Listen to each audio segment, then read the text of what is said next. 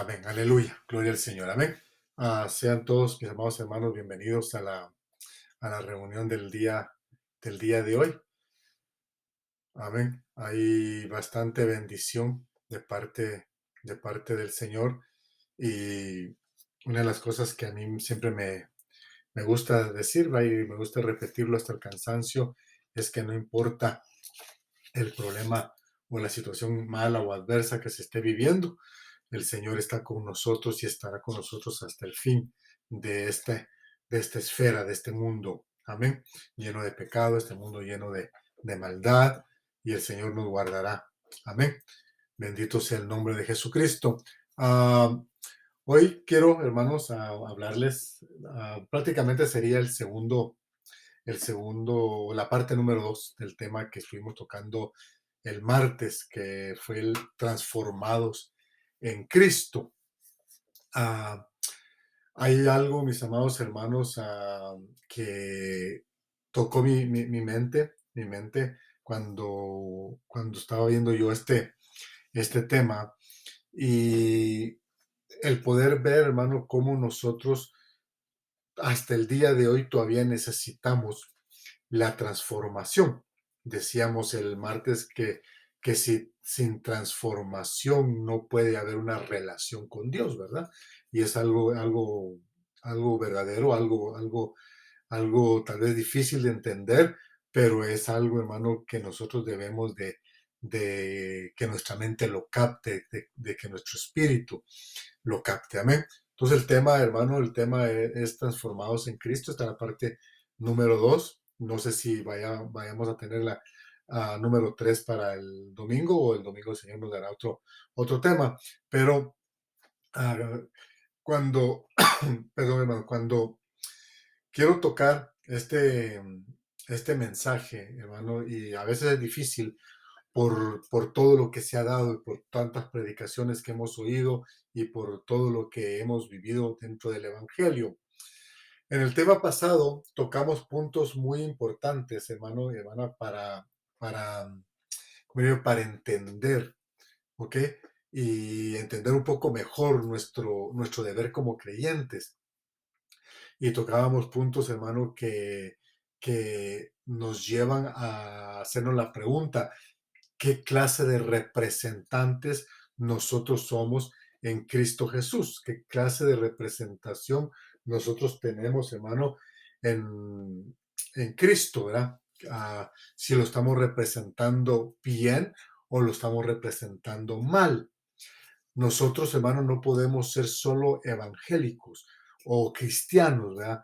Es necesario ser representantes de Jesús. Es necesario ser representantes de Cristo. Tenemos que ver, hermano, qué clase de representantes nosotros hemos sido todo este tiempo y qué clase de representantes somos todavía. Amén. En el día de hoy. En el libro de Hechos, mis amados hermanos, yo quiero que usted me acompañe si puede. Hechos capítulo 11. Voy a leer, hermano, del 19 en adelante, y dice: ahora bien, los que habían sido esparcidos a causa de la persecución que sobrevino cuando la muerte de Esteban. ¿Se acuerda que Esteban lo apedrearon y Pablo estuvo ahí? Saulo de Tarso estuvo consintiendo en la muerte de Esteban. Ahora bien, los que habían sido esparcidos a causa de la persecución que sobrevino cuando la muerte de Esteban, llegaron hasta Finicia, hasta Chipre y hasta Antioquía, no hablando la palabra a nadie, sino solo a los judíos. Recuerden que Jesús mismo lo dijo: el pan se le vino para dársele a quién, a los judíos, a los hijos. Amén. Pero, oiga esto, habían algunos de ellos, dice, pero habían algunos de ellos, hombres de ahí de Chipre y de Cirene, los cuales al llegar a Antioquía comenzaron, hermano, comenzaron a hablar a los griegos. Amén. Pero habían algunos de ellos, hombres de Chipre y de Cirene, los cuales al llegar a Antioquía hablaban también a los griegos, predicando al Señor Jesús, y la mano del Señor estaba con ellos, y gran número que creyó se convirtió al Señor.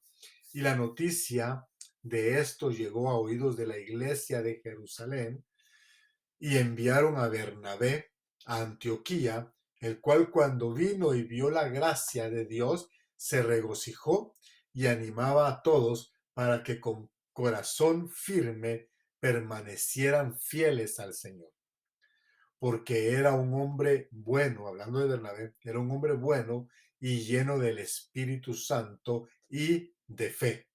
Y una gran multitud fue agregada al Señor, y Bernabé salió rumbo a Tarso para buscar a Saulo, y cuando lo encontró lo trajo a Antioquía, y se reunieron con la iglesia por todo un año y enseñaban a las multitudes, y a los discípulos se les llamó cristianos por primera vez en Antioquía. Por aquellos días unos profetas descendieron de Jerusalén a Antioquía, y levantándose uno de ellos llamado Agabo, daba a entender por el Espíritu que ciertamente habría una gran hambre en toda la tierra, y esto ocurrió durante el reinado de Claudio. Los discípulos, conforme a lo que cada uno tenía, determinaron enviar una contribución para el socorro de los hermanos que habitaban en Judea. Y así lo hicieron, mandándola a los ancianos por mano de Bernabé y de Saulo. Amén. Bueno, Señor, añade bendición a su palabra. Este capítulo, cuando usted agarra el capítulo 11 del libro de los Hechos, vemos que comienza, hermano, con una defensa. Pedro se está defendiendo, hermano, de los hermanos o con los hermanos o de los hermanos de la circuncisión. O sea, está defendiéndose con los judíos. Amén. Ah, ellos le recriminaban a Pedro porque Pedro había estado, hermano, había entrado a la casa de Cornelio. ¿Se acuerdan? En el capítulo 10 había entrado a la casa de Cornelio y había comido ahí, parece, por lo que le dicen, hermano. Pero, hermano, lo que a mí me llama la atención es, hermano, de que ninguno se imaginaba, ni los apóstoles, hermano, que habían andado con Jesús, se imaginaban que el evangelio, o sea, la palabra, iba a subir, hermano, iba a subir un escalón más. Nadie sabía que iba a evolucionar eso. La entrada de Pedro a Cornelio, a la casa de Cornelio, hermano, iba a traer algo más todavía. Amén. Y ninguno de ellos se lo imaginaba.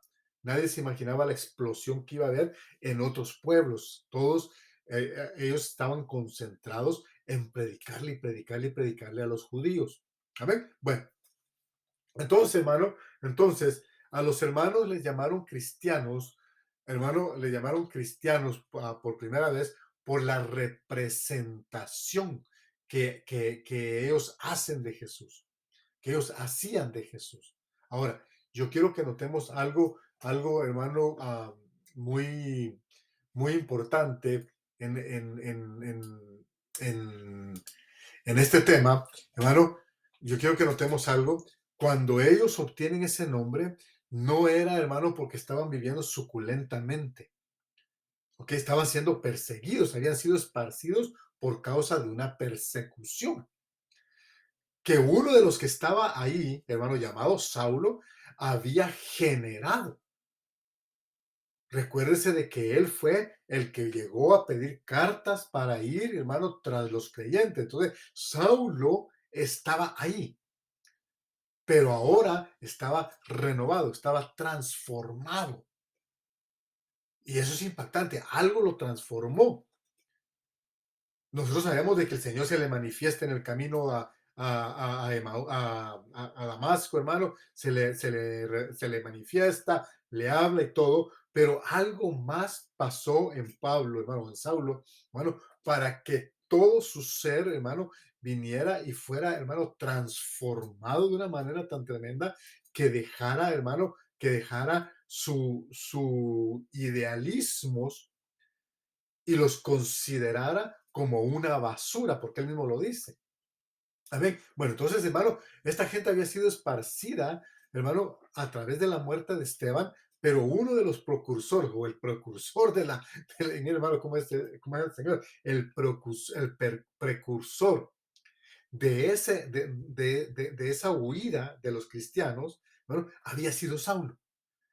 Y a Saulo lo va y lo agarra Bernabé y lo trae, hermano, a Antioquía, hermano, para predicar todo un año.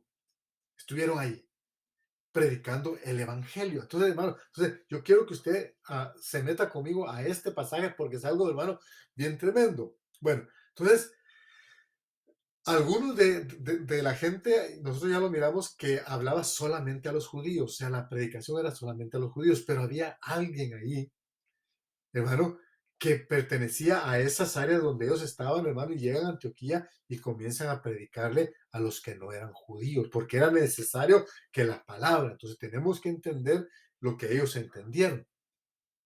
Ellos entendieron que el mensaje no se guarda, el mensaje se predica.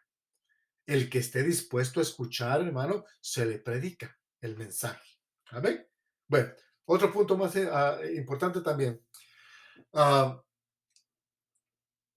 como que no era suficiente, hermano, como que no era suficiente la persecución. Todavía viene una profecía, eso es tremendo, hermano, viene una profecía de hambre. Oiga, ¿qué quiere decir que estos hombres, hermano, que estaban representando a Cristo, que estaban siendo transformados por la palabra, eran hombres, mujeres, hermano, familias completas que estaban en apuros? Ah, hermano, a veces Dios se vale de las necesidades para que nosotros podamos entender cómo buscarlo. O tengamos, hermano, en el corazón el buscar a Dios. Amén. Entonces, hermano, entonces no basta, como que no bastaba la persecución, ¿verdad? Sino que todavía llegan, hermano, y les profetizan, pero vienen los hermanos y comienzan a ver, hermanos, según lo que tenían, según dice el pasaje, conforme lo que tenían, y comienzan a hacer una contribución para aliviar las necesidades de sus hermanos. Note, no era que lo dieran todo, no era que se quedaran pobres, era, hermano, conforme lo que tenían, ellos decidían con cuánto aportaban para llevarle a los ancianos, que eran, hermano, los ministros de aquel tiempo, a los ancianos, hermano, para que lo distribuyeran entre la gente. Amén. Bueno, entonces, hermano, ahora, nosotros les decía yo el martes que estamos en un tiempo, hermano, de ponerle atención a la palabra. ¿Por qué? Porque en ella están, hermanos, los negocios del Padre. En la palabra están los negocios del Padre. Usted y yo estamos en los negocios de papá cuando nos encargamos de la palabra. Amén. La palabra, hermano, o el evangelio, hermano, ah, la palabra o el evangelio no es un negocio de hombres. Yo quiero que esto quede bien grabado en nuestra mente y en nuestro corazón. El Evangelio, la palabra, no es un negocio de los hombres, son los negocios del Padre, son los asuntos del Padre. Amén. No son los negocios de un hombre cualquiera. No es un lugar, hermano, para salir de pobres, como muchos dicen. Yo he oído, hermano, que dicen, no, el ser pastor es el negocio más grande, pues, porque ahí te hace rico. No pudieran estar más lejos de la verdad, aunque algunos han lucrado bastante del Evangelio, pero eso ya sería otro tema. Entonces, no es un lugar para salir de pobres, no es un lugar para predicar, hermano, para predicar la palabra de hombres, sino que es un lugar para predicar el mensaje de salvación, el mensaje que Jesucristo, hermano, ha puesto en nuestra alma y en nuestro corazón. Por eso cuando encararon a Pedro les dijo, hermano, en su defensa, sí, pero espérense, cuando yo fui a Madrid, comienza a contar, hermano, cómo es que el Señor lo prepara, cómo el Señor le muestra en el éxtasis, hermano, cómo el Señor, hermanos, le muestra la visión del manto con los animales y le habla que se levante, que mate, que coma, y Pedro les cuenta toda la historia. Y les dice, y cuando llegué a ese lugar, ni bien había abierto la boca cuando ya el Espíritu Santo había caído, como cuando descendió con nosotros. Mire qué poder de la palabra. No era la palabra de Pedro, sino que era el poder de la palabra, transformando gente. Eso es lo que la palabra tiene que hacer, una transformación. Amén. Entonces, hermano, entonces se dan cuenta de que el Señor está haciendo, hermano, milagros y prodigios aún en medio de los gentiles, en medio del que se deje salvar, en medio, mi amado hermano, del que se deje predicar el mensaje de la salvación. Amén. En Juan capítulo 5, hermano, verso 39, el Señor, hermano, les habla y les dice, ustedes escudriñan las escrituras porque les parece que en ellas tienen la vida eterna. Y ellas son las que dan testimonio de mí. Amén. Mire, el Señor les habla así, pero en otras palabras lo que les está diciendo, hermano, es, ustedes están corriendo sobre las escrituras con la esperanza de ver si encuentran la vida eterna. Miren qué tremendo.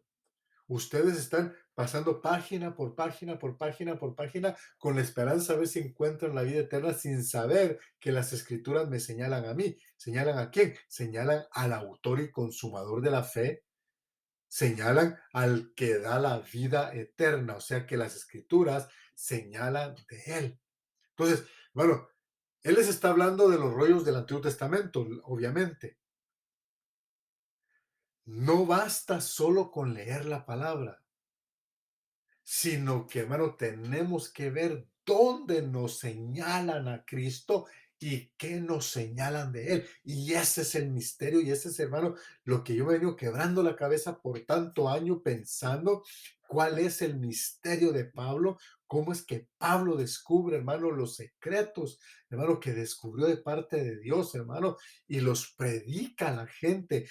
Misterios, hermano, que ni el apóstol Pedro ni Juan predicaron, sino que viene un Pablo, alguien que había impulsado, hermano, una persecución en contra del cristiano, y viene, hermano, y predica el evangelio que predicó, a tal grado, hermano, de decir, yo soy un abortivo. Imagínese el orgulloso de Saulo de Tarso, hermano, ahora convertido en un Pablo. Yo soy un abortivo, dijo. Yo soy el más pequeño entre todos. Pero sin embargo, el Señor se le manifestó y le comenzó a hablar cosas que oído nunca jamás ha oído. Y dejó que Pablo viera cosas que ojo jamás había visto hasta ese día. Entonces, volviendo a lo que es la transformación, hermano, para poder tener una relación directa con Dios, tenemos, hermano, que ponerle todos o usar todos los elementos que Dios nos dejó. Dios nos dejó el elemento del Espíritu Santo para empezar. Nos dejó las escrituras, mi amado hermano, y nos dejó, hermano, una llenura a nuestro espíritu. Hace una semana atrás yo les hablaba, hermano, acerca de cómo Elías había sido un profeta de fuego. Y qué tremendo, hermano, que cuando desciende el Espíritu Santo, dice que se pusieron lenguas como de fuego. O sea que la iglesia, hermano, cuando logre la transformación que tiene que tener, cuando logre esa, hermano, esa comunión directa, hermano, ¿cómo le digo? Y esa relación con Dios, tiene que llegar a ser, hermano, con fuego, una iglesia de fuego, una iglesia prendida. No una iglesia como la estamos viendo ahorita, toda apagada. Una iglesia de que con un cantito felices de la vida, hermano, pero termina el cantito y se acabó el gozo. Es como aquellos, hermano, que se emborrachan para ser felices, hermano. Se les pasó la borrachera, hermano, les quedó solamente la cruda, pero vuelven otra vez a la misma tristeza. Vuelven otra vez, mis amados hermanos, a la misma situación de antes. Hoy me decía alguien, hermano, decía, ¿sabías? Decía que algunos avances solo suceden cuando estás preparado. Y es una gran verdad. Nosotros vamos a avanzar en el Evangelio si nos preparamos. Nosotros vamos a subir el escalón que nos falta si nos preparamos. Nosotros nos vamos a ir si nos preparamos. No sé qué día de esto yo le decía, todo creyente sabe que viene un arrebatamiento, pero no todo creyente se está preparando. Todo el que dice ser cristiano sabe que el Señor viene por una iglesia, pero no todos están preparándose para para esa visitación, para ese arrebatamiento, para esa experiencia que Dios tiene para nosotros. Ahora, la pregunta del millón, porque y yo tengo que ir terminando porque no quiero tomar mucho tiempo, hermano, de ustedes, pero hermano, la pregunta del millón es, ¿cómo está tu preparación? ¿Cómo está mi preparación? Porque ahora, hermano, ya no es de que el pastor solamente señale el pecado del pueblo, como antes se hacía. Antes los ministros, hermano, se creían intocables. Cuidadito. Ahí viene el reventado, digo, perdón, el reverendo. Se subía al púlpito, hermano, sin siquiera voltear a ver ni siquiera su grupo de alabanza, hermano. Y digo su grupo de alabanza porque, hermano, tocaban a su agrado. Ay, cuidadito de ellos, hermano, que les fuera a salir una nota mala, porque, hermano, los sentaban, los quitaban de ser músicos. Entonces, hermano, servían, hermano, al oído, al gusto de aquel pastor, pero sin ninguna vivencia en Cristo, sin ninguna realidad del Evangelio. Predicando una palabra, hermano, una palabra para sí, una palabra para beneficio personal, para un beneficio, hermano, propio, pero no predicando el evangelio, el cual nos dejaron que predicáramos. Por eso le decía que no es, hermano, no es un negocio de hombres el evangelio. No es un negocio de hombres. No es un negocio de esos que salen en la televisión, hermano, para hacerse rico de la noche a la mañana. No, es un mensaje, como dice, hermano, el texto de Juan 5:39, donde hay vida eterna, pero ¿dónde está? Donde miramos que la escritura nos señala a Él. No usar los textos para el beneficio personal, sino que ver que cada palabra desde el Génesis hasta el Apocalipsis nos señalan el camino, la verdad y la vida. Nos señalan a Jesucristo. Nos están señalando, hermano, a la realidad del Evangelio. Nos señalan a Cristo. Ahora tenemos que ver, hermano, ¿qué tanto nos lo señalan? ¿Dónde nos lo señalan? ¿Cómo nos lo señalan? Pablo, ese es el descubrimiento más grande, hermano, que yo creo que ha habido en cuanto al en el Evangelio, hermano, dentro del Evangelio, el ver hermano, de que el Señor Jesús se le manifiesta de una manera y el Padre se le manifiesta. Y eso es tremendo, mi amado hermano, eso es una cosa fantástica, es una cosa, hermano, espectacular, hermano, es una cosa que no nos cabe en la mente el ver cómo se le revela el Padre, cómo se le revela el Hijo y cómo se le revela el Espíritu Santo. Es una cosa bien tremenda esto. Es una cosa, hermano, que no nos debería de distraer nuestra mente, no nos debería de distraer nuestro corazón. Deberíamos de comenzar, hermano, a buscar esa transformación para que se nos manifieste a nosotros también, para que nosotros tengamos una manifestación dentro, hermano, de esta palabra gloriosa, que la palabra, hermano, abra su boca y nos hable. Yo le decía hace unos días, hermano, que tenemos que dejar que la palabra nos hable. Porque escrito está, hermano, que aún la predicación va a ser quitada, pero lo que no va a ser quitado, hermano, va a ser el espíritu en la palabra.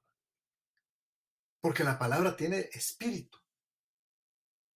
No es solo letra, el que la lee como letra, hermano, solamente como quien lee el periódico, hermano, se arruinó.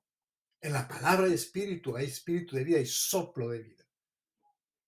Amén. Y eso es lo que a nosotros nos cuesta entender. Y eso es lo que a nosotros, hermanos, no hemos captado. ¿Por qué? Por falta de conocimiento, por falta de entendimiento, por falta, mi amado hermano, de ser transformados en Cristo. Ser transformados en Cristo Jesús. Bendito sea el nombre del Señor. Yo lo quiero dejar con este pensamiento.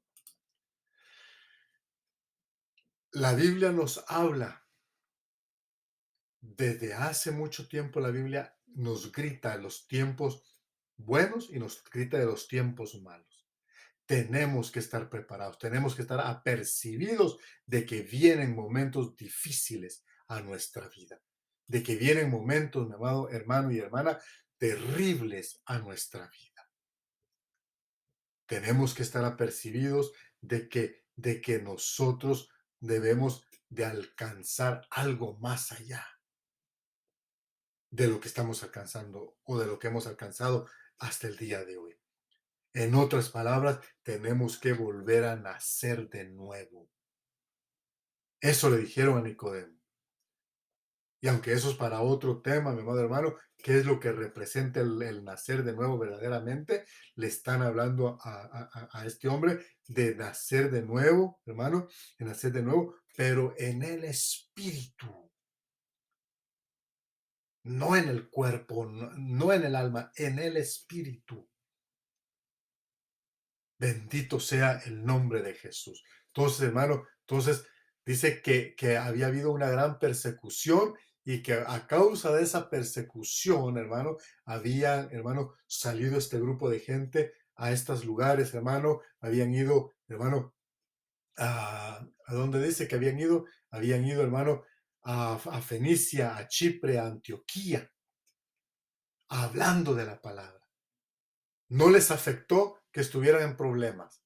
Ellos querían seguir hablando de la palabra. No les afectó, hermano, que tenían necesidades, que estaban, hermano, quizás atemorizados porque eran seres humanos, hermano, de que de un momento a otro los atrapaban y los mataban. Andaba un Saulo de Tarso, hermano, suelto por ahí.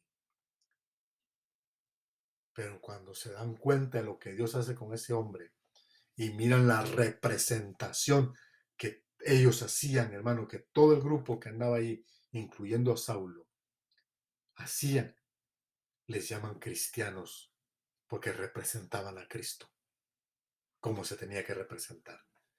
Usted y yo que nos decimos cristianos, ¿cómo lo representamos? Ahí donde está, cerremos nuestros ojos, Padre, en el nombre de Jesús. Te damos las gracias, Padre Santo, por tu amor, por tus bendiciones, Señor eterno. Señor de la gloria, Padre Santo, a mis hermanos que ahí están, Señor bendito, bendice sus vidas, bendice, Padre Santo, sus trabajos seculares, bendice la obra de sus manos, bendice sus hogares, bendice, hermano, Señor amado, bendice a la esposa, al esposo de mis hermanas, Señor bendito, bendice a los hijos, bendice a los nietos, en el nombre poderoso de Jesucristo. Aquel que esté enfermo, pon tu mano de sanidad. Desautorizamos toda célula enfermiza sobre la vida de mis hermanos, Padre. En el nombre poderoso de Jesucristo, todo espíritu de enfermedad, todo espíritu de muerte, lo venimos reprendiendo en el nombre de Jesús. El día de mañana, cada quien en sus trabajos, en el último día de la semana, Señor eterno, por favor, auxílialos, Padre Santo, para honra y gloria de tu nombre. Muchas gracias, Señor eterno. Gracias, Padre Santo, porque tú eres bueno, Señor amado. Aquel, Señor bendito, que quiere reconciliar el día de hoy, Señor bendito, Señor de la gloria, por favor, perdona sus pecados, perdona por haberse querido ir y por haberse ido de la casa del Padre. Si hay alguno que quizás hoy quisiera hacer confesión de fe y quisiera acercarse al Señor, lo puede hacer con toda libertad donde quiera que esté. Que el Señor está ahí para recibirte. Solamente pide perdón por tus pecados, acércate al Señor, busca un lugar donde congregarte, donde te prediquen la palabra y el amor de Cristo verdadero. En el nombre maravilloso de Jesucristo. Amén, Señor, y amén.